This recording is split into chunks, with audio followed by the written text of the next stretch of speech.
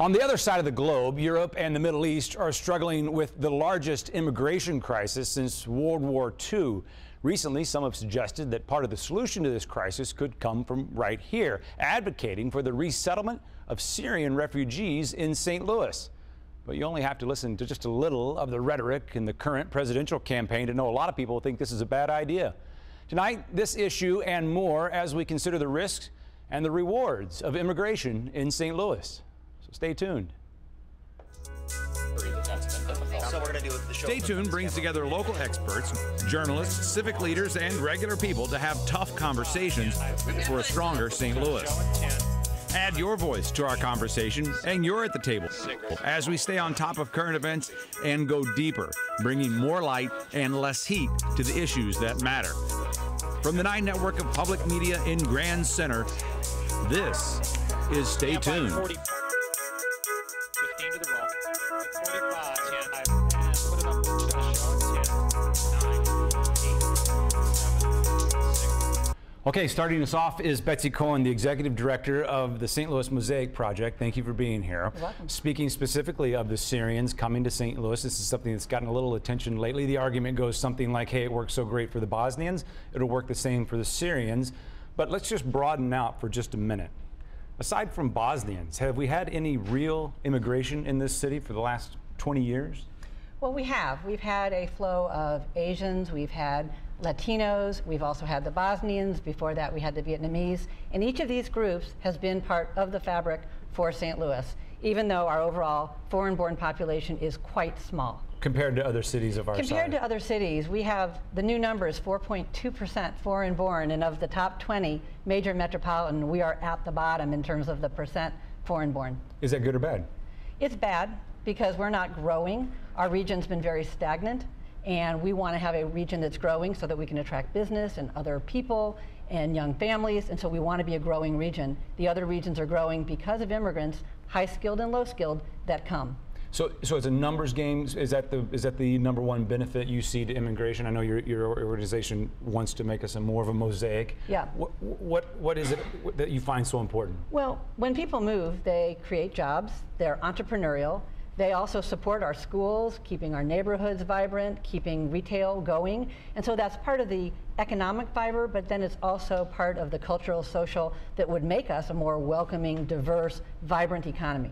Of course, some might say we just spent the last 14 months having a real honest conversation about those who are in most need in our community. Is there a tension there? Do folks get left out? We just start opening our wallets to people who are not American citizens. We have people right here at home we know that need help. Well, certainly one of the findings has been that foreign-born people are job creators. They're not job takers. And so as people start businesses, they are hiring everyone. And we've done a lot of profiles of people who have started businesses here and are hiring everybody. So it's really that rising tide that helps all of us and makes us a more economically stable and then ultimately growing region, which helps all the ethnicities in the region. Can we talk about the logistics back to the Syrians for a second? You know, I think we have, is it 29 or 30 or something like that? We're talking about maybe 20 more in the next several months, specifically coming from Syria. That's a whole different kind of scale than when we reference the Bosnian relocation, which was in the thousands. What are the chances? What has to happen for that kind of a resettlement to happen from Syria? Well, the International Institute is the only resettlement organization in St. Louis. And so right now in St. Louis, they're resettling about 600 refugees a year, of which only 29 have been Syrians this year. The United States has not taken very many Syrians, under 1,500. And the goal next year for the whole country is only 10,000. So if we get our fair share, that might mean we would go from 29 to 50 to maybe 100, 150, 200. It will not be on the scale as what we saw in the Bosnians in the 1990s.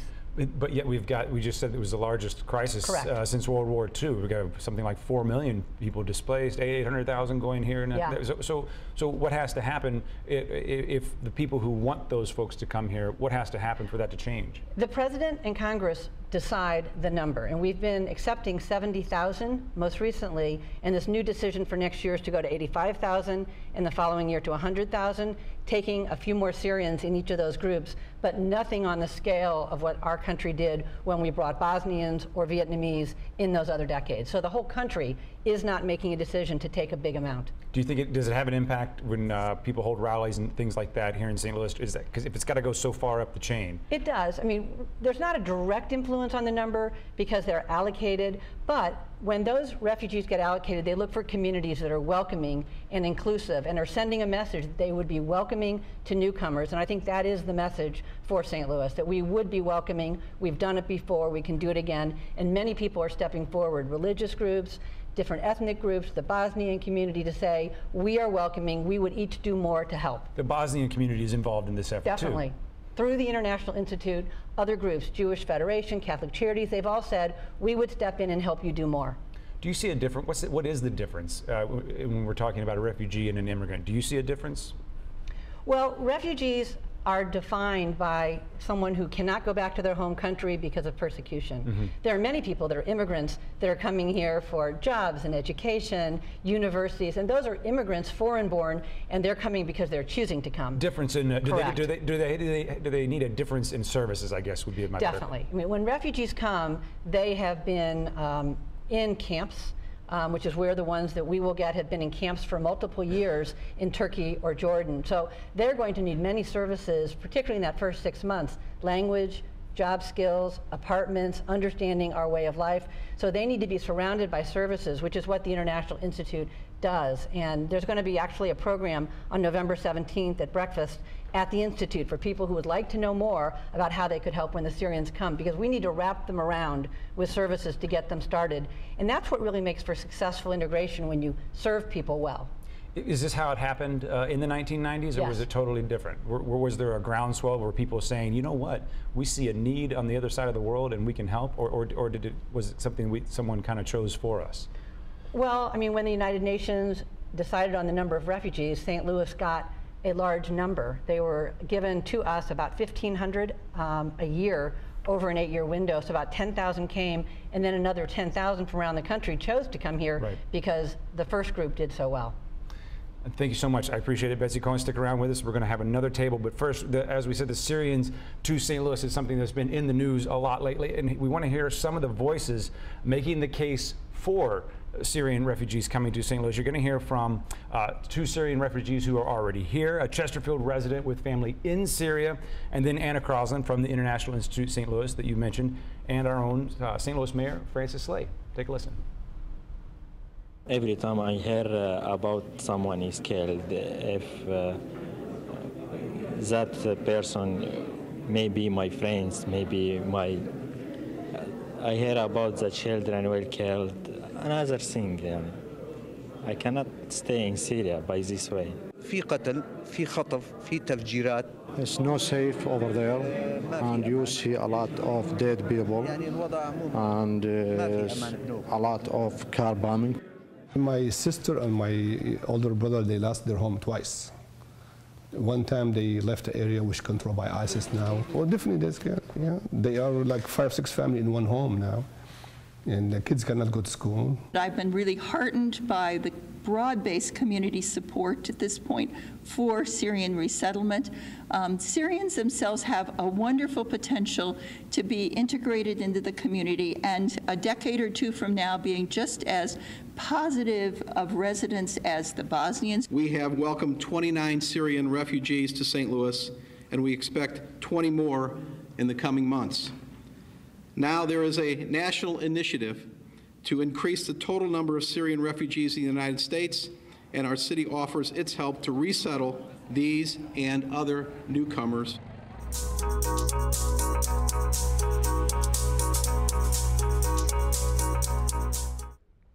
Okay, continuing this conversation, Betsy is still with us. Also with us, joining us is Ed Martin, President, Phyllis Schlafly's Eagle Forum. Thank you for being here, Ed. Also, Faizan Sayed, Executive Director of the St. Louis chapter of the Council on American Islamic Relations, CAR, St. Louis, CAR, STL.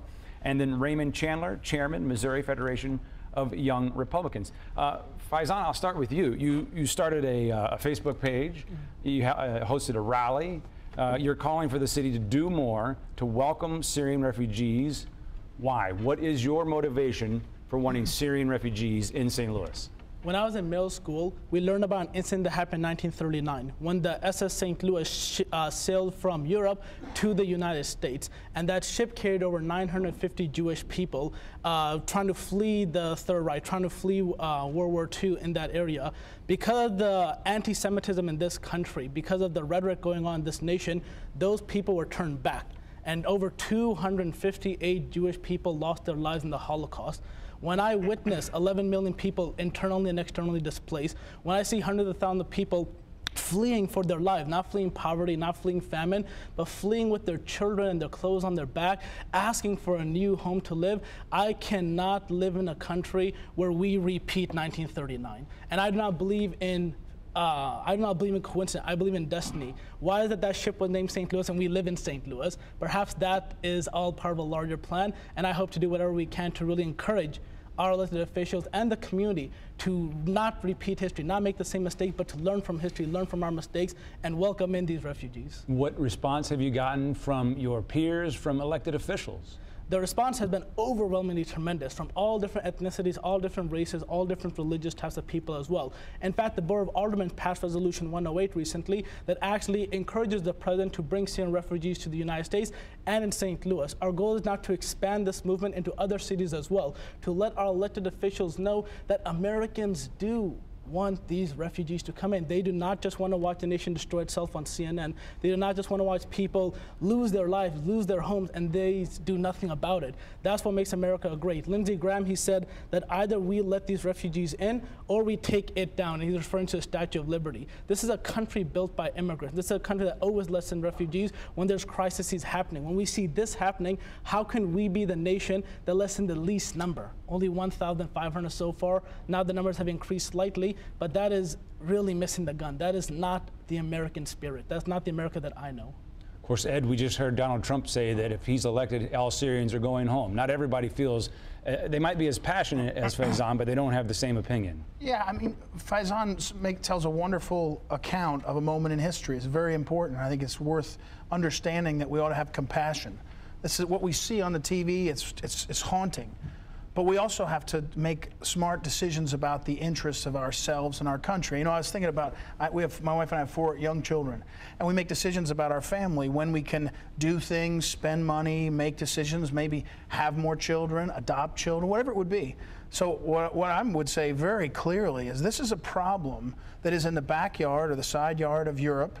It's in the side yard of a bunch of countries that should step up. We've stepped up. America is the most generous nation in the history, most generous group of people in the history of people.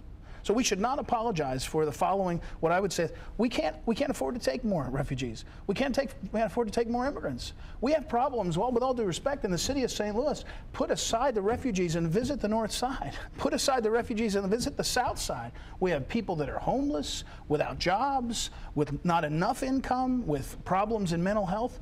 I think it's an absolute sort of fallacy or a mistake in thinking to say, to be compassionate, we must welcome others. And by the way, on the Syrian question, we have to have 2 very national interest, 2 questions.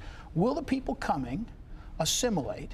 This is a serious question. They're having this question in Europe. In Europe, the Bishop of Hungary said they're coming across here and they're hostile to our way of life. That's okay when you're hostile to the way of life, when you come, if you're willing to assimilate. That's one thing. And the second is, do we have national security questions about them? And that's a fair thing for a nation to say, any nation should say, but this is I will say it's a disastrous moment for the rhetoric to say, if you care, you must have refugees. I think we all care. We all want to do more and help people. And by the way, America sends more money and aid, but adding refugees to the St. Louis community, I mean, the Bosnian situation did work well, but that was a moment where we thought we could afford it. And I don't think we can afford it right now in our community. And I think most people are responding, frankly, to politics and are saying, we're not seeing enough good things happening in our life. I mean, let's solve our own lives before we add to our family and try to figure out how to solve their lives. Betsy, there are problems on the north side, problems on the south side. Can we do both? We can do both. I mean, we want to keep the neighborhoods vital. We want to keep schools open. We want to bring in schools. We know that through the St. Louis Public Schools, they've done a great job through the Naheed Chapman Academy. They now have 300 of the kids that are learning to get assimilated, and then they go into the rest of the public schools. And they're keeping schools open, taxes going up, no, but activities. Our schools are failing our kids. I mean, our St. Louis public schools are failing mostly black and brown kids that are here. So to say that they're somehow assimilating other people, I agree with you. They do a good job. People work hard. We have great teachers. They're trying. Right. But our system is failing thousands of kids every year. Could our system not benefit from just a greater number of people in it? If we had more people in the city of St. Louis where we now have currently vacant homes or vacant lots? Most of the people that, I mean, a lot of people that can are getting out of the city to get to places where the schools are better. In fact, the Bosnian community, I lived in the city, the Bosnian community is getting out of the city into the county. They came through the city. You talk to Bosnians, I mean, my friends too, they say, we love the brick buildings, we love the entrepreneurial spirit, but now they say, we're not staying, the schools are terrible, we're getting out. So again, let's acknowledge that when we can, it's wonderful to welcome people, but right now, we have in America, our wages are depressed for working people. When you bring more people here, by the way, look at the refugees, look at the pictures of them. They're mostly young men, and they're mostly moving, for fear of their life is fine, but they're mostly moving from a place where there's nothing for them to places where they think there's more. And by the way, most of the places they're moving, including America, end up giving them services and goods more than the places they're coming from. Again, not a bad thing, but we shouldn't pretend it's free to us to do this. We're not, you know, again, our wages are down, our employment number of people in the workforce is as low as it's ever been. I think it's time to get our house in order and Europe, by the way, should solve this problem. Last summer, millions of immigrants flooded across from Mexico into our country because we said we're not going to enforce a border. Europe is not enforcing a border. The Schengen Compact and the European Union says no passport, just travel wherever you want. Well, they're paying a price for trying to maintain their nations, but I think this is kind of a problem that we have to help them work through, but I don't know how adding people to our community helps. Well, I think first, Ed isn't an economist, so I don't know if he can really speak to the economic impacts of what they will or will not happen. Historically, what we've seen is when you have a refugee population, in studies done by different universities, then the short term, yes, it costs the country some financial assets to take care of these people. But in the long term, they actually help contribute and they actually help build the communities as well.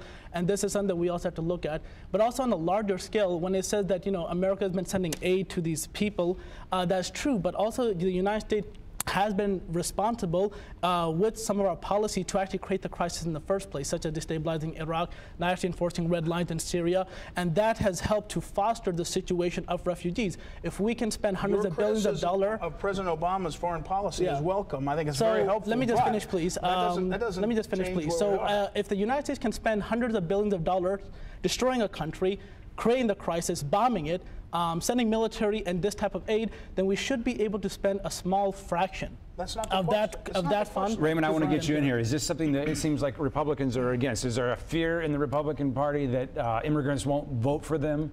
I think the questions that Ed brings up are the questions that need to be answered first. Can we bring the refugees in and make sure that we're secure, that we're not bringing, you know, a terrorist or a criminal element in? I think there's a 13-point screening process to do that. And I think if you talk to the silent majority of the Republicans, I think they understand that when America was created, we are, you know, created by immigrants, created by the diversity of culture and ideas that immigrants bring in, and refugees would bring in.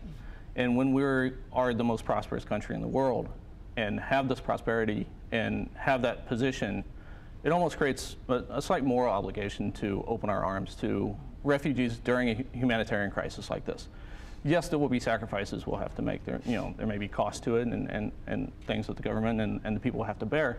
But I think the American people, and especially the St. Louis people, would be willing to make those sacrifices to help people in a situation like this.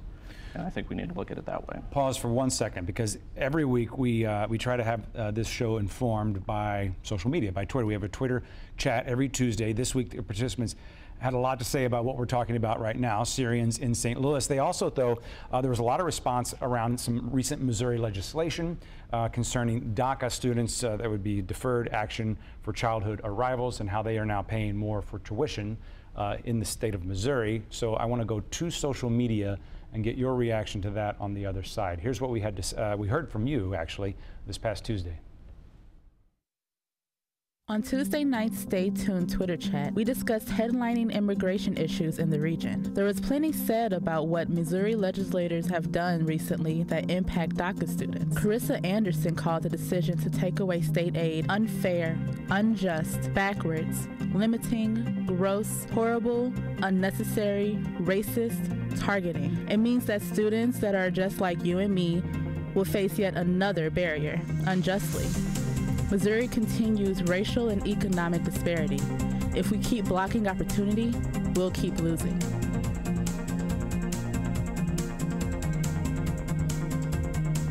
Casey Hinton agreed with providing opportunity to everyone, but worried that this may take eyes off of other issues related to immigration in St. Louis. When asked which issues should be addressed first, Casey suggested basic issues of integration into the community and service that will need to be provided. Not that the Missouri legislation about DACA isn't important, but Missouri and St. Louis aren't Texas, where this would be a huge issue. We then discussed the efforts in St. Louis encouraging leadership to bring Syrian refugees to the region. Where many rallied to show support for Syrian refugees, there are still some concerned with terrorists moving to other countries. Greg Johnson, Next STL contributor and Syrian refugee supporter, pointed out that current Syrian Americans are more educated than the U.S. average.